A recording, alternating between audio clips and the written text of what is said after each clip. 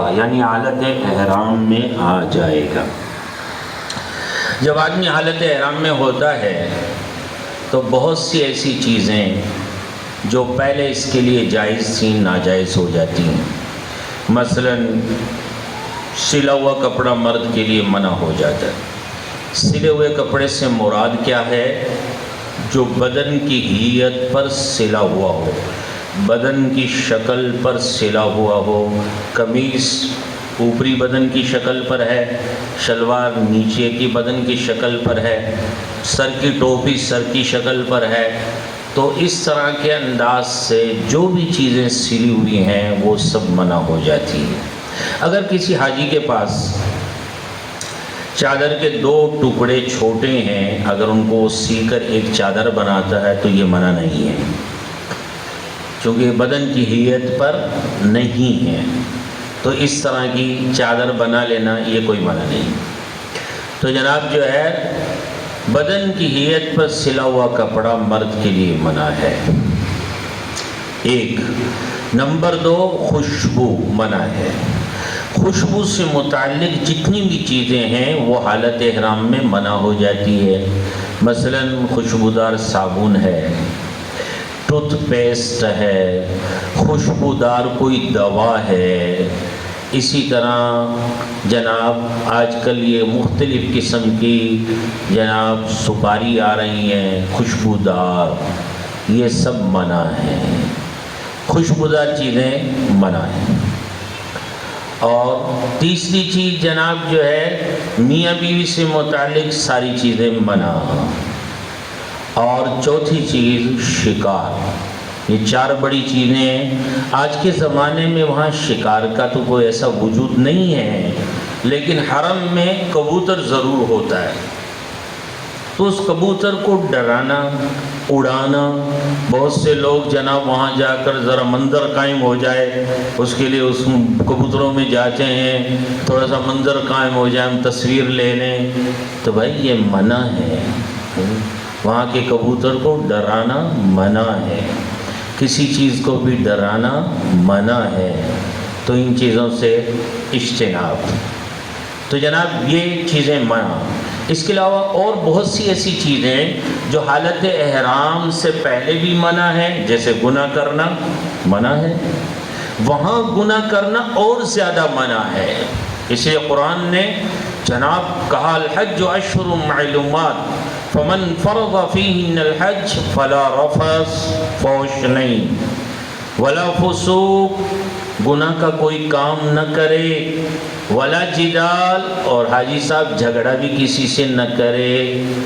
فسوق کے اندر جھگڑا داخل تھا، لیکن اللہ تعالیٰ نے جدال کو علیحدہ سے ذکر کیا ہے، کیونکہ اللہ تعالیٰ تو علیم ہے، علیم خبیر ہیں۔ اللہ کو پتہ ہے کہ حاجی صاحب گھر سے دور ہو کر آیا ہے اور اس کی ساری ترتیبیں گھر کی جناب ٹوٹ چکی ہیں اور یہاں جناب پہنچا ہوا ہے، تو یہاں چھوٹی چھوٹی باتوں پر جناب اس کے اندر ایک دم ابال اٹھتا ہے، اور ابال اٹھ کر یہ کوئی نہ کوئی جھگڑا کھڑا کرنے کی کوشش کرتا ہے۔ تو اللہ تعالیٰ نے منع فرمایا ولا جدال، جھگڑا نہ کرے، کسی قسم کا جھگڑا۔ صحیح بات، اللہ کے گھر پہ آیا ہے، حج کرنے کے لیے آیا ہے، اللہ کے فریضے کو ادا کرنے آیا ہے، اسی کو مقصود بنائے، اسی کو سامنے رکھے۔ صحیح بات ہے، اسی کو سامنے رکھے۔ یہ نہیں کہ یہ بلڈنگ کیسی ہے، بیڈ کیسا ہے، پنکھا کیسا ہے، جی اے سی کیسا ہے، جی فلانا جناب ان کے پاس تو ایسا ہے، ہمارے پاس ایسا ہے۔ ہاں جی، پتہ نہیں کن کن چیزوں میں شیطان آدمی کو لگا دیتا ہے۔ ہاں جی، ان چیزوں سے اجتناب کرے۔ ہاں جی، کھانے میں میں گوئیاں، اللہ کا شکر کرو۔ ہاں جی، اللہ تعالیٰ وہاں اطمینان سے کھانا عطا فرما رہے ہوتے ہیں، آدمی دسترخوان پر ٹیبل کرسی پہ بیٹھ کے کھا رہا ہوتا ہے، اللہ کی اس نعمت کا شکر ادا کرنا چاہیے۔ ورنہ ایک وقت حاجیوں پر ایسا گزرا ہے کہ لوگ بیچارے بھوکے پیاسے جناب اللہ کے گھر پہ در پہ پڑے ہوئے ہیں، حج کر رہے ہیں۔ نہیں بات، اللہ نے کتنی آسانیاں فرما دی۔ ہاں جی، مغل بادشاہوں کو بھی وہ آسانیاں نہیں جو آج کے زمانے میں اللہ تعالیٰ نے ایک عام آدمی کو آسانی عطا فرما رکھی ہے۔ پچھلے زمانے کا ہندوستان پورے کا بادشاہ ہے پاکستان، ہندوستان موجودہ سری لنکا اور نیپال، بھوٹان، تبت اور جناب جو ہے ان سارے ملکوں کا ایک اکیلا بادشاہ، وہ اگر حج کرنے کے لیے چاہے کہ میں 4 گھنٹے میں پہنچ جاؤں جی مکہ، تو پہنچ سکتا تھا؟ 6 مہینے لگتے تھے، 4 مہینے لگتے تھے اپنی بادشاہت کے باوجود۔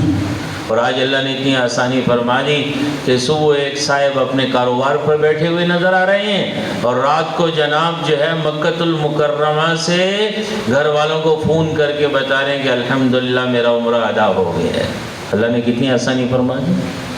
تو اللہ نے اس زمانے میں بڑی نعمتیں اور بہت کچھ حاجی کے لیے آسانیاں وہاں کر دی ہیں، اور اللہ کا شکر ادا کرنا چاہیے، اور اپنے اس سفر میں پوری توجہ اللہ کے اوامر اور احکامات کے ادا کرنے کی طرف، اللہ کے رسول صلی اللہ تعالی علیہ وسلم کے سنتوں کو ادا کرنے کی طرف توجہ رکھنی چاہیے۔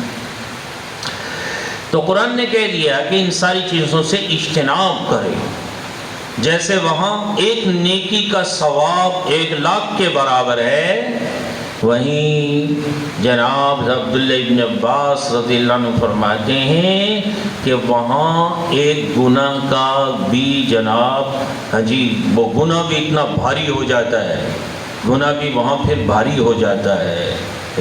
اس لیے انہوں نے فرمایا کہ رقیہ ایک مقام میں ہے، وہاں میں جا کر 70 دفعہ گناہ کروں، مجھے ڈر ہے کہ میں جناب بیت اللہ اور حرم کی حد کے اندر ایک گناہ کروں، یہ اس سے کہیں بھاری ہے۔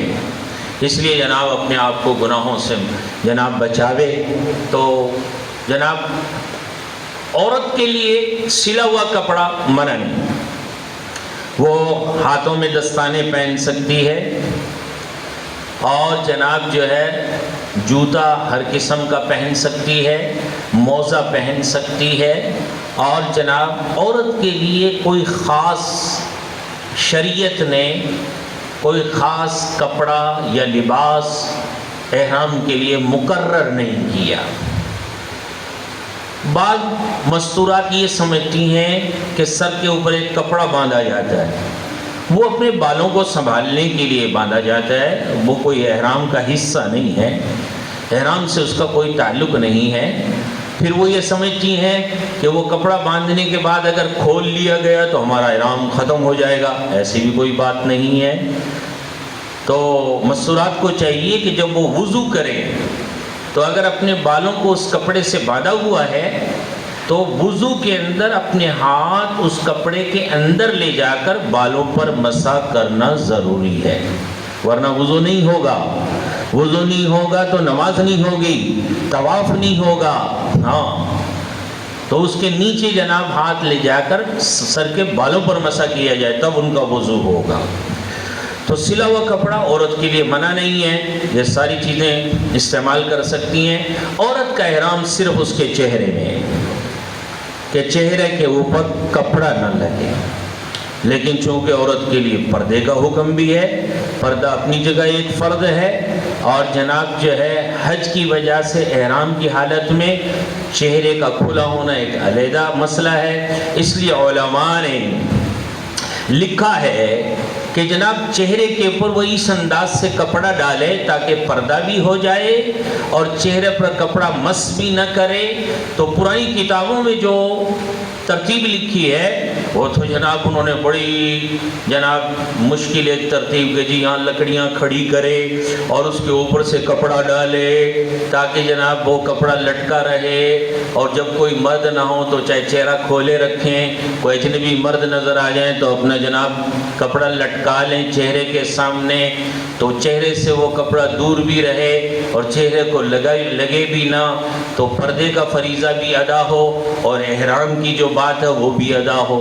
لیکن آج کے زمانے میں اللہ نے آسانی کر دی ہے، ماشاءاللہ کراچی والوں کو اللہ جزائے خیر دے، انہوں نے جناب بہت سے ایسی ایک ترتیبیں بنا دی ہیں، ہیٹ بنے بنائے ملتے ہیں، ان کے اوپر پردیوں والے جناب ہیٹ ملتے ہیں، وہ اگر مستورہ پہن لے حالت احرام میں اور اپنے چہرے کے سامنے کپڑا ڈال لے تو پردہ ہو جاتا ہے۔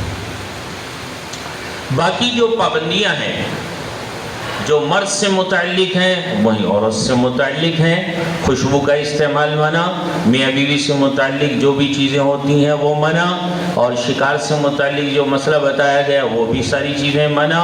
اس طرح لڑائی جھگڑا یہ وہ ساری چیزیں وہ جناب جو ہے ممنوعات احرام میں ہیں. بہرحال آپ احرام میں آ گئے اور احرام سے متعلق اس ساری. اچھا، جہاز میں بعض اوقات ایسا ہوتا ہے، بعض جہاز والے وہ ٹشو جو ہے خوشبو سے بھرا ہوا وہ تقسیم کرتے ہیں، تو وہ لینا نہیں چاہیے، اس کو ہاتھ نہیں لگانا چاہیے. اس طرح بعض جہاز والے ٹشو خوشبو سے بھرا ہوا پیک حالت میں دیتے ہیں، تو بہت سے لوگوں کو تجسس ہوتا ہے، پتہ نہیں اس میں کیا ہے، تو وہ کھولتے ہیں تو وہ خوشبو ساری احرام پہ گر جاتی ہے اور ہاتھوں میں لگ جاتی ہے. اگر ایسی صورت پیدا ہوگی تو دم لگ جائے گا. تو ان چیزوں کی احتیاط کرنی چاہیے. اسی طرح ایئرپورٹس کے اوپر خوشبودار شیمپو وغیرہ ہاتھ دھونے کے لیے ہوتے ہیں، ان کے استعمال سے بھی احتراز کیا جائے. بہرحال جب آپ جدہ پہنچ جائیں گے تو وہاں کی جو جتنی کارروائی ہے اس سے آپ گزرتے ہوئے آپ اپنی بلڈنگ اور عمارت پر پہنچیں. حاجی کے لیے حالت احرام میں سب سے اونچا ذکر جو ہے وہ تلبیہ کی ادائیگی ہے. اونچائی پر چڑھے، نچائی پر اترے، تلبیہ پڑھے، 3 مرتبہ پڑھے، مرد اونچی آواز سے پڑھے. آپ صلی اللہ علیہ وسلم نے احرام باندھا، صحابہ نے آپ کے ساتھ احرام باندھا. مقام بیدا پر جب آپ کی اونٹنی چڑھی، چھوٹی ایک پہاڑی تھی، جبریل علیہ السلام تشریف لائے اور جبریل علیہ السلام نے آ کر عرض کیا کہ یا رسول اللہ، اپنے صحابہ سے کہیے کہ اللہ تعالیٰ ارشاد فرما رہے ہیں کہ تلبیہ کو اونچی آواز سے پڑھیں. پھر آپ صلی اللہ علیہ وسلم نے ارشاد فرمایا، جب آدمی تلبیہ پڑھتا ہے کہتا ہے لبیک اللہم لبیک، جب تلبیہ پڑھتا ہے تو اس کے سامنے حجر، مدر، شجر، جتنی بھی چیزیں ہوتی ہیں وہ اس کے ساتھ تلبیہ میں شریک ہوتی ہیں اور وہ گواہ بنتی ہیں. فرشتے بھی جناب اس کے تلبیہ کے ساتھ شریک ہوتے ہیں اور وہ کہتے ہیں، یہ کہتا لبیک تو فرشتہ آگے سے کہتا لبیک و سعدیک، وہ اس کے ساتھ شریک ہوتے ہیں. تو تلبیہ حاجی کا سب سے اونچا ذکر ہے، حتیٰ کہ قرآن پاک ہر جگہ پڑھنا افضل ترین ذکر ہے. اللہ کے قرب اور تعلق کا سب سے اونچا ذریعہ قرآن پاک کی تلاوت ہے. لیکن حالت احرام میں علماء نے لکھا ہے کہ تلبیہ پڑھنا قرآن پڑھنے سے بھی فضیلت رکھتا ہے، اس لیے تلبیہ کو کثرت سے پڑھتے رہیں.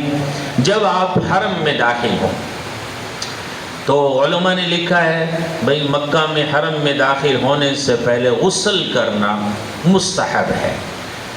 اب یہ غسل چونکہ ہم لوگ ان کے پابند ہو جاتے ہیں، گاڑیوں کے اور ان کی سواریوں کے، تو یہ سنتیں ذرا ادا کرنا مشکل ہوتا ہے. لیکن جدہ میں ویسے موقع ملتا ہے، وہاں غسل خانے ہر چیز بنی ہوئی ہوتی ہیں. اگر کوئی پانی ڈالنا چاہے اس نیت سے کہ اب مجھے حرم میں جا داخل ہونا ہے تو وہیں جدہ کے اندر اپنے بدن پر سادہ پانی ڈال نہیں باقی. اور پھر جناب جو مکہ المکرمہ میں جب حرم میں حدود میں داخل ہو رہا ہو تو اس وقت بھی علماء نے دعائیں لکھی ہیں کہ اللہ یہ تیرا حرم ہے، اللہ تیرا حرم ہے، میں تیرے حرم میں داخل ہو رہا ہوں، اے اللہ میرے اوپر جہنم کی آگ کو حرام فرما دے اور مجھے میری آگ سے حفاظت فرمائے، آگ سے حفاظت فرمائے، اور میں تیرا بندہ ہوں، میں تیری بندی ہوں، تیرے عذاب کے ڈر اور خوف سے تیری بارگاہ میں حاضر ہونے چلا ہوں، مجھے اپنے عذاب سے بچا لے اور میری حفاظت فرما لے. بہرحال جب آپ بلڈنگ پر پہنچ جائیں اپنی جناب کمرے وغیرہ اور اپنا سامان وغیرہ سارا رکھ لیں تو اس کے بعد سب سے پہلے عمرہ ادا کرنے کی فکر کریں. وہیں سے اپنا وضو استنجا کر لیں، تیاری کر لیں، اور تیاری کر کے تلبیہ پڑھتے ہوئے جناب آپ حرم میں داخل ہوں گے۔ حرم کے آداب وہی ہیں، حرم میں مسجد ہے تو جیسے یہاں کے مسجد کے آداب ہیں وہی آداب وہاں کے بھی ہے۔ صلاۃ والسلام پڑھیں، اللہم افتح لی ابواب رحمتک، دعا پڑھیں، حرم میں داخل ہوں، اور جیسے بیت اللہ پر نگاہ پڑے تو نگاہ پڑتے ہی کہنا ہے اللہ اکبر، تکبیر کہیں، لا الہ الا اللہ، اللہ اکبر، لا الہ الا اللہ۔ پھر اللہ کے رسول صلی اللہ علیہ وسلم نے دعا پڑھی ہے اس موقع پر، اللہم زد ھذا البیت تعظیما وتشریفا وتکریما ومہابا وزد من شرفہ ممن حجہ واعتمرہ تعظیما وتشریفا وتکریما وبرا اللہم انت السلام ومنک السلام تبارکت یا ذا الجلال والاکرام۔ باقی اس موقع پر جب بیت اللہ پر نگاہ پڑے آدمی جو بھی دعا مانگے تو اللہ کے ہاں قبول ہوتی ہے۔ یہ وہ بیت اللہ ہے جس بیت اللہ کو آپ 50 سال تک اس کی طرف نماز پڑھتے رہے، فجر کی نماز میں منہ کعبہ کی طرف، ظہر میں منہ کعبہ کی طرف، عصر میں منہ کعبہ کی طرف، مغرب میں، عشاء میں جنازہ پڑھ رہے ہیں تو منہ کعبہ کی طرف۔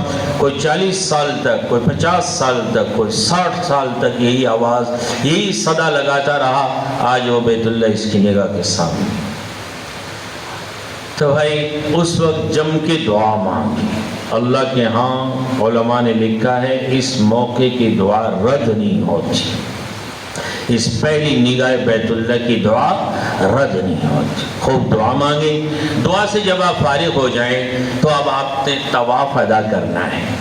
اس کے لیے آپ بیت اللہ کے اس کونے کی طرف آئیں گے جس میں حجر اسود جڑا ہوا ہے، اس کے سامنے آئیں گے۔ تو جب آپ اس کے سامنے آئیں گے تو سامنے ہری لائٹ، گرین لائٹ لگی ہوئی ہے، اس گرین لائٹ سے اور حجر اسود کے درمیان کھڑے ہو کر آپ نے اپنا دایاں کندھا اس انداز سے اس کے سامنے کھڑا ہونا ہے کہ جو حجر اسود ہے اس کا یہ بایاں کنارہ آپ کے دائیں کندھے کے سامنے۔ اندازے سے کھڑا ہونا پڑے گا، آپ کو خود اندازہ کرنا پڑے گا۔ ایک زمانہ تھا کہ اس وقت انہوں نے حجر اسود سے سامنے ایک یوں پٹی اخیر تک دے رکھی تھی، تو اس زمانے میں آسانی ہوتی تھی کہ آدمی اس پٹی بجا کر سیدھا کھڑا ہوتا تھا، نیت کر لیتا تھا۔ اب انہوں نے صرف گرین لائٹ باقی رکھی ہے، وہ سارا نظام ختم کر دیا ہے۔ اب آدمی نے اپنے اندازے سے اچھا اندازہ آدمی کرے، ٹھیک اندازہ یہ کرے۔ ایسا نہیں ہے کہ جہاں چاہا کھڑا ہو گیا جی نیت کر کے چل پڑا، صحیح بات۔ تو اچھا اندازہ کرے آدمی، اور اچھا اندازہ کر کے جناب حجر اسود کے سامنے کھڑا ہو۔ تو بالکل حجر اسود کے سامنے کھڑا ہوگا، اور یہ جو اوپر والی چادر ہے، یہ چادر عام حالات میں آدمی ایسے ہی پہنے اور اوڑے رہے گا جیسا کہ سردیوں میں آپ چادر اوڑھتے ہیں، یعنی دونوں پلو سے آپ نے یہ کندھا بھی ڈھانپا ہوا ہے اور یہ کندھا بھی ڈھانپا ہوا ہے۔ لیکن جب آپ طواف شروع کریں گے تو آپ دایاں کندھا ننگا کریں گے اور چادر کو نیچے سے نکالیں، اس کندھے کے نیچے سے نکال کر بائیں کندھے کے اوپر دونوں پلو ڈال دیں، اس کو استباء کہتے ہیں۔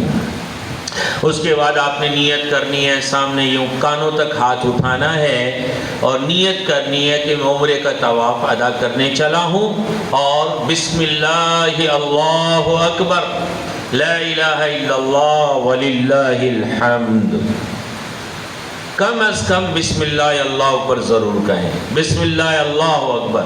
یہ نیت کی آپ نے اور کانوں تک ہاتھ اٹھایا۔ اس کے بعد جب ہاتھ آپ نیچے کر رہے ہوں تو تھوڑا سا آپ نے اشارہ دینا ہے، یہ اشارہ ہے کہ آپ نے حجر اسود کو ہاتھ لگایا، اس کا اشارہ ہے، حجر اسود کی استلام کا اشارہ ہے۔ اس کے بعد ہاتھوں کو چوم لینا ہے، چومتے ہوئے بوسے کی چٹخارے کی آواز پیدا نہ ہو، صرف ہونٹوں سے ہاتھ لگایا جائے، اور اس کے بعد ایک دم ایسے آپ سیدھے کھڑے تھے، آپ نے یوں ہو کر اپنا طواف شروع کر دیا۔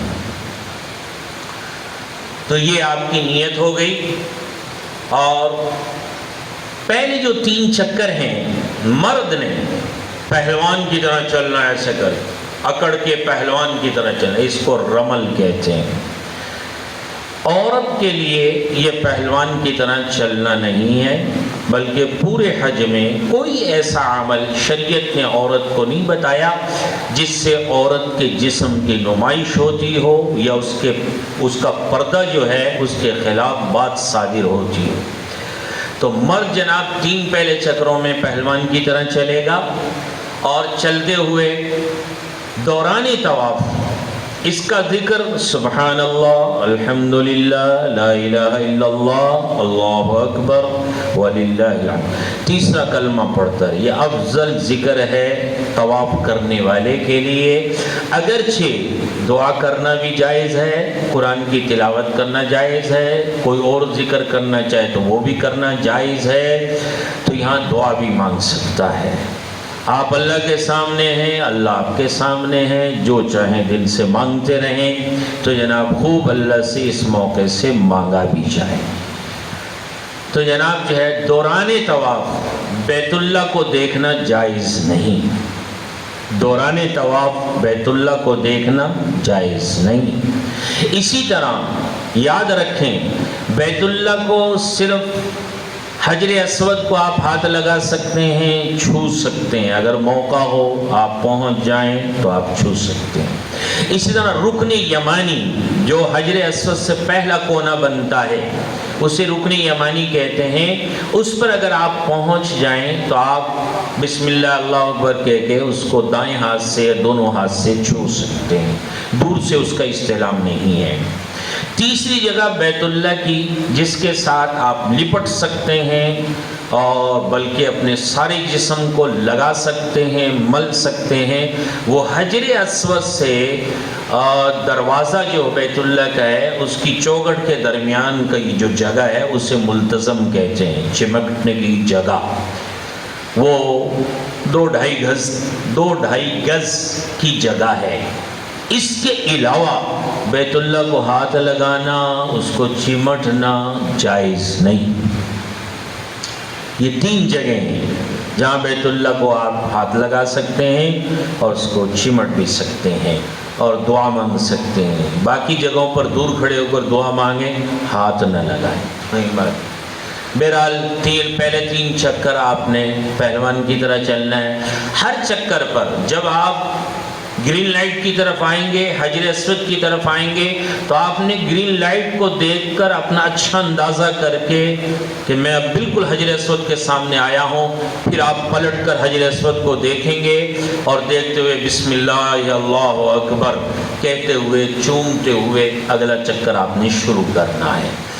3 چکر پہلوان کی طرح چلنے کے بعد پھر آپ نے اطمینان سے اپنے 4 چکر عام چال میں ادا کرنے ہیں، اور 7واں چکر جب آپ کا پورا ہو جائے تو آپ 8واں استلام حجر اسود کا کرتے ہوئے بسم اللہ اللہ اکبر چومتے ہوئے آپ مقام ابراہیم کے پیچھے آپ نے 2 رکعت نماز نفل ادا کرنے۔ یاد رکھیں کسی قسم کا بھی طواف ہو اس کے بعد 2 رکعت واجب ہو جاتے ہیں، اور یہ 2 رکعت افضل یہ ہے کہ مقام ابراہیم کے پیچھے پڑھے جائیں، وہاں جگہ نہ ہو تو اور پیچھے پڑھ لیں اور پیچھے پڑھ لیں، اگر وہاں بھی جگہ میسر نہ ہو تو جناب حرم میں آپ کہیں بھی ادا کر سکتے ہیں، حرم میں آپ کہیں بھی ادا کر سکتے ہیں۔ لیکن یاد رکھیں ان نفلوں کی ادائیگی کے لیے بھی مکروہ اوقات نہیں ہونے چاہیے۔ مکروہ اوقات صبح صادق ہو چکی ہو اور طلوع شمس تک، صرف فجر کی نماز آپ پڑھ سکتے ہیں، فجر کی 2 سنتیں پڑھ سکتے ہیں، نوافل اس وقت میں جائز نہیں۔ اسی طرح جناب زوال کا وقت ہو اس وقت بھی جناب یہ اوقات مکروہ ثلاثہ میں سے ہے۔ اسی طرح عصر کی نماز آپ پڑھ چکے ہیں تو غروب آفتاب تک نوافل منع ہے۔ یہ 3 اوقات مکروہات کہلاتے ہیں، اوقات مکروہ ثلاثہ، اس میں نوافل ادا نہ کریں۔ اگر ایسا موقع ہو آپ کا طواف ایسے موقع پر ختم ہوا ہو تو نوافل آپ بعد میں ادا کر سکتے ہیں۔ بہرحال مقام ابراہیم کے پیچھے جہاں آپ کو جگہ ملے 2 رکعت نفل پڑھیں، نفل پڑھ کر اللہ سے دعا مانگیں۔ اس کے بعد آپ زمزم پینے کے لیے پیچھے ٹونٹیاں لگی ہوئی ہیں اور جناب کولر بھی کہیں رکھے ہوئے آپ کو میسر آ جائیں، وہاں آپ چلے جائیں، وہاں جا کر آپ زمزم پئیں۔ زمزم پینے کا طریقہ یہ ہے کہ آدمی جب زمزم پیے تو اس وقت اس حدیث پاک کو اپنے ذہن میں لے کر آئے کہ اللہ کے رسول صلی اللہ علیہ وسلم نے ارشاد فرمایا ہے ماء الزمزم لما شرب لہ، کہ زمزم کا پانی پینا آدمی جس نیت سے پیے اللہ اس نیت کو پورا کرتا ہے۔ یہ نیت ذہن میں لا کر اس کے بعد آپ نے گلاس بھر کے بیت اللہ کو ذرا یوں نگاہ بھر کے دیکھنا ہے اور نگاہ بھر کے دیکھ کر آپ جس نیت سے بھی اپنی بیماری دور کرنے کے لیے، اپنے علم کے حاصل کرنے کے لیے یا اپنے حافظے کی قوت کے لیے یا کسی بھی نیت سے آپ پینا چاہیں وہ نیت کر کے اس کے بعد آپ زمزم پئیں۔ کتنا پینا ہے کہ یشرب حتی یتضلع، حضور نے فرمایا اتنا پیے کہ حاجی کی پسلیاں ابھر جائیں، حلق بھر جائے۔ آپ صلی اللہ علیہ وسلم نے ڈول کھینچا، ایک حدیث میں خود اپنے ہاتھ سے ڈول کھینچا کنویں سے، اور پھر آپ نے وہ ڈول سارا کا سارا یوں پینا شروع کیا حتیٰ کہ ڈول یوں اوپر چلا گیا۔ اتنا آپ نے پیا، پھر جتنا بچا وہ اپنے اوپر ڈال لیا۔ اس لیے کہتے ہیں حاجی کچھ برکت کے لیے اپنے اوپر بھی ڈالے۔ اس کے بعد جناب دعا مانگنا چاہے تو تھوڑی سی دعا کرے۔ اس کے بعد آپ نے صفا مروہ کی طرف جانا ہے سعی کے لیے، یہ عمرہ کی سعی ہے۔ حاجی کا تلبیہ جو عمرہ کا احرام باندھتا ہے اس کا تلبیہ جب طواف شروع کرتا ہے تلبیہ موقوف ہو جاتا ہے، اب تلبیہ نہیں پڑھنا اسے۔ تو جناب اب یہ صفا کی طرف جائے گا، جب صفا کی طرف جا رہا ہے سعی کے لیے تو حجر اسود کی طرف سے جہاں سے بھی گزرے، قریب سے یا بہت دور سے، جب حجر اسود کے سامنے سے گزرتا ہوا صفا کے پاس پہنچے تو جناب وہاں دور سے ہی اس کا استلام کرے۔ یہ 9واں استلام ہے، بسم اللہ اللہ اکبر کہہ کر چومے۔ اس کے بعد صفا پہاڑی پر آ جائے اور صفا پہاڑی کے اوپر جناب کھڑا ہو کر بیت اللہ کی طرف رخ کرے اور دعا مانگی۔ اس دعا کے اندر اللہ کی حمد و ثنا کرے، تکبیر تحلیل اللہ اکبر لا الہ الا اللہ، چوتھا کلمہ پڑھ لے، یہ جو بھی اللہ کی حمد و ثنا کے الفاظ آدمی کو یاد ہوں وہ کر کے اللہ سے دعا مانگے، اور یہ نیت کرتا ہوا کہ میں جناب سعی کر رہا ہوں عمرہ کی، اب آپ نے مروہ کی طرف جانا ہے۔ جناب یہ صفا ہے گویا کہ وہ سامنے مروہ ہے، اس طرح آپ نے چلنا شروع کر دینا ہے۔ سامنے جناب سبز لائٹیں لگی ہوئی نظر آئیں گی اور نیچے جناب نشان نظر آئے گا، اس کو کہتے ہیں میلین اخضرین۔ وہاں جب آپ پہنچیں تو مرد کے لیے حکم ہے کہ یہاں تھوڑا سا دوڑ کر چلے، جھپٹ کر چلنا، بہت زیادہ تیزی سے بھی نہ دوڑے، جھپٹ کر چلنا۔ بھائی یہ کیا کرے، تو جھپٹ کر چلے، تیزی سے چلے۔ عورت کے لیے وہاں آرام سے ہی چلنا ہے، تیزی سے نہیں چلنا، جھپٹ کے نہیں چلنا، دوڑنا نہیں ہے عورت کے لیے، عورت کے لیے دوڑنے کا حکم نہیں ہے۔ ساری دنیا کی قیامت تک کی عورتوں کے لیے مائی ہاجرہ نے دوڑ لگا دی، اللہ ان کو جزائے خیر دے، بس انہوں نے سب کی طرف سے ساری مستورات کی طرف سے دوڑ لگا دی۔ دوڑ کا حکم صرف مرد کے لیے ہے۔ تو جب اگلے نشان تک پہنچے تو 5-7 ہاتھ پہلے اپنی رفتار ذرا آہستہ کرے، معمول کی رفتار پر آ جائے، پھر مروہ پر پہنچے، مروہ پر چڑھ کر پھر بیت اللہ کی طرف کھڑا ہو کر تکبیر و تحلیل، اللہ کی حمد و ثنا، اللہ سے دعا مانگے اور پھر وہاں سے صفا کی طرف آئے۔ جب صفا سے مروہ پہنچا 1 چکر ہو گیا، مروہ سے پھر صفا کی طرف آئے گا تو راستے میں پھر میلین اخضرین میں تھوڑا سا تیز جھپٹ کر چلے گا اور صفا پر پہنچے گا، 2 چکر ہو گئے۔ یوں ہر چکر پر بیت اللہ کی طرف دعا کرنی ہے، صفا پر بھی مروہ پر بھی، 7واں چکر مروہ پہ پورا ہو جائے گا۔ یہ آپ کے عمرہ کی سعی ادا ہو گئی۔